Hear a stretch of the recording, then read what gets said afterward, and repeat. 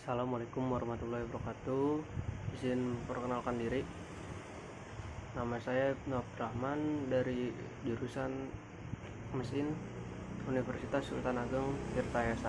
Di sini saya akan mempresentasikan video mengenai bubut konvensional. Video ini bertujuan untuk memenuhi syarat kelulusan dari Teknik Manufaktur 2. Oke, saya dari kelompok 14. Pelaksanaan praktikum dilaksanakan pada hari Jumat bulan Juni 2021. Mesin bubut konvensional. Mesin bubut atau biasa disebut turning machine adalah suatu jenis mesin perkakas, yaitu dalam proses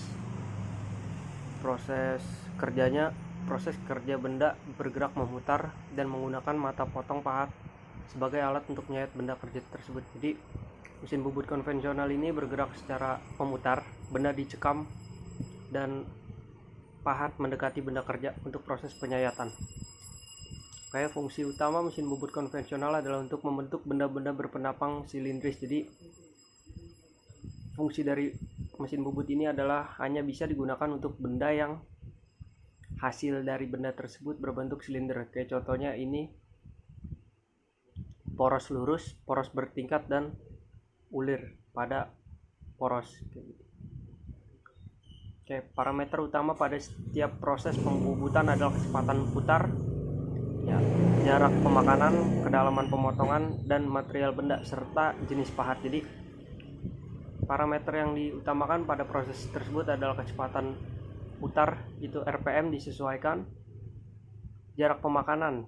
Jadi sebelum pengerjaan kita harus membuat patokan-patokan mana yang akan kita bubut dan mana yang tidak, serta kedalaman pemotongan tersebut. Jadi ketika kita melakukan bubut konvensional itu kita harus selalu menggunakan sigmat agar ukuran yang telah kita tentukan tidak terlewat.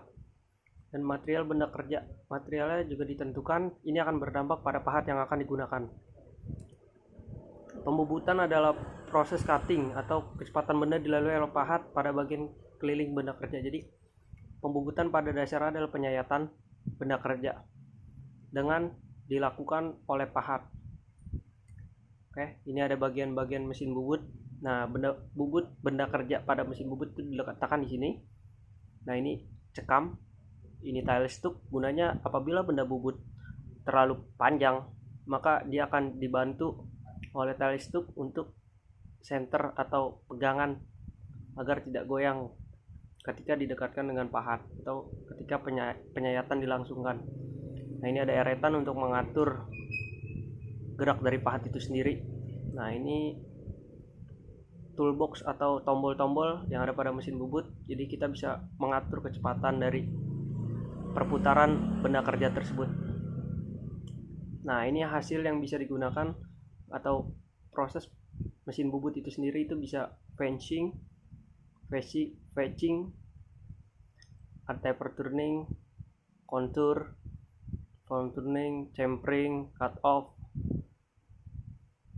ulir, boring, drilling, dan knurling.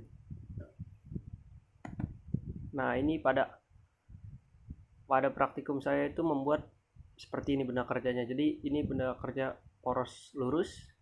Nah, di sini ada pengkartelan, di sini ada ulir. Jadi tahap pertama adalah penyayatan rata di bagian sini, kemudian di bagian sini pahat rata masih. Nah, ini diganti pahat, bisa juga menggunakan pahat yang sama untuk membuat chamfer. Kemudian pergantian pahat menggunakan pahat alur untuk kedalaman. Nah, ganti pahat lagi untuk pahat ulir. Dan ini tahap terakhir pahat knurling. Nah, pada prosesnya praktikum saya ada dua penekanannya. Yang pertama ulir, yang kedua kartel atau knurling. Suatu proses pada mesin bubut yang berfungsi sebagai pembentuk alur-alur lurus atau menyilang pada permukaan benda kerja bagian luar atau dalam. Jadi secara singkatnya knurling itu kayak botol aqua, tutup botol aqua. Nah, seperti itu berbahan dari polimer, sedangkan ini dilakukan dengan bahan material berupa besi dan sebagainya. Nah, di sini saya ada video proses dari knurling itu sendiri. Nah, ini benda kerja yang telah dicekam pada mesin bubut, kemudian pahat didekatkan kepada benda kerja seperti ini dengan memutar eretan disesuaikan Nah, sebelum proses knurling itu di sini dalam video ini kayak penyayatan dulu dilakukan oleh pahat rata.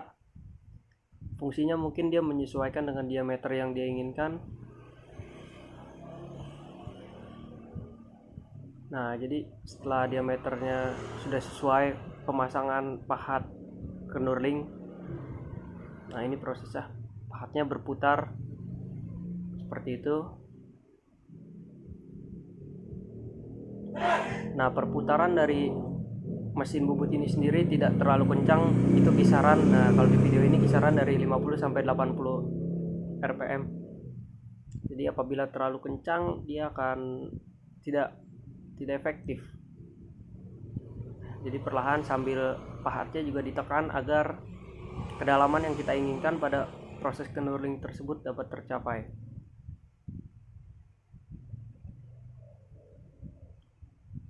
Oke, sambil digerakkan secara sumbu X ya, biasanya kita menyebut sumbu X, memanjang terhadap benda. Oke, ini merupakan proses knurling pada mesin bubut konvensional. Oke, setelah selesai sesuai dengan diameter kita inginkan, kita bisa lihat ini hasil dari proses knurling. Nah, itu saja presentasi dari saya untuk memenuhi kriteria kelulusan pada praktikum teknik manufaktur 2 modul bubut konvensional. Kurang lebihnya mohon maaf. Assalamualaikum warahmatullahi wabarakatuh.